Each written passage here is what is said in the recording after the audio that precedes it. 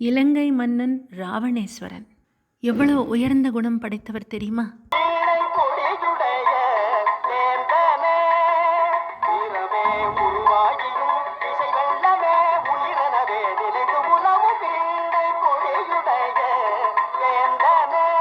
பெருமானே, சங்கீதத்திலே சாமகானம் என்ற தனி ஒரு இலக்கணத்தை உற்பத்தி செய்தவரே, கலைக்கு உயிர் கொடுக்கும் காவலரை, அயல்நாட்டிலிருந்து வந்த நான் தங்கள் பெருமையை வீணையோடு பாடி புகழ வேண்டும் என்று விரும்பினேன்.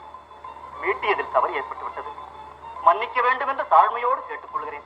பாடகரே, பயம் வேண்டாம், நீ வாழ்க. சகல விதத்திலும் முதன்மை ஸ்தானம் பெற்று விளங்கும் என் நாட்டில் சங்கீதம் தெரியாதவர்கள் எவருமே இல்லை. வாழ்க்கையில் விரக்தி கண்டதில்லை. இலங்கை மக்கள் வாயால் பாடும் இசையிலும் அவசரம் கலந்ததில்லை. வெளிநாட்டிலிருந்து என்னை போற்றி பாட வந்திருக்கும் உன் பாட்டிலும் பழுதில்லை. ஆனால் நீ வீணை மீட்டுவதில் மட்டும் ஏன் அவசரம் திணிக்க வேண்டும்? அதுவும் என் சபையில். ஆகவே அதை சீர்திருத்திக்கொள் என்று சொல்ல வந்தேன்.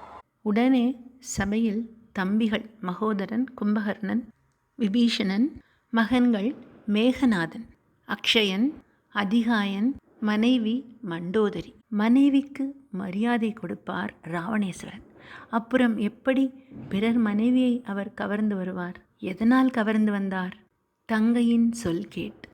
தங்கையின் மேல் அபார நம்பிக்கை. தங்கை உண்மைதான் சொல்லியிருப்பாள் என்றுதான் தன் தங்கையை அவமானப்படுத்திய ராமலக்ஷ்மணருக்கு சோதனைகள் கொடுத்தார் ராவணேஸ்வரன்.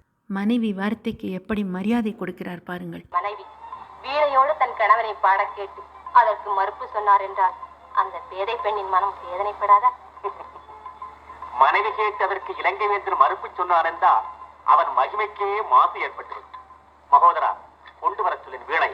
இப்படி தன்னுடைய மகிமைக்கு மாசு ஏற்படக்கூடாது என்று நினைக்கும் இலங்கை மன்னன் ராவணேஸ்வரன் மாசற்றவர் தானே.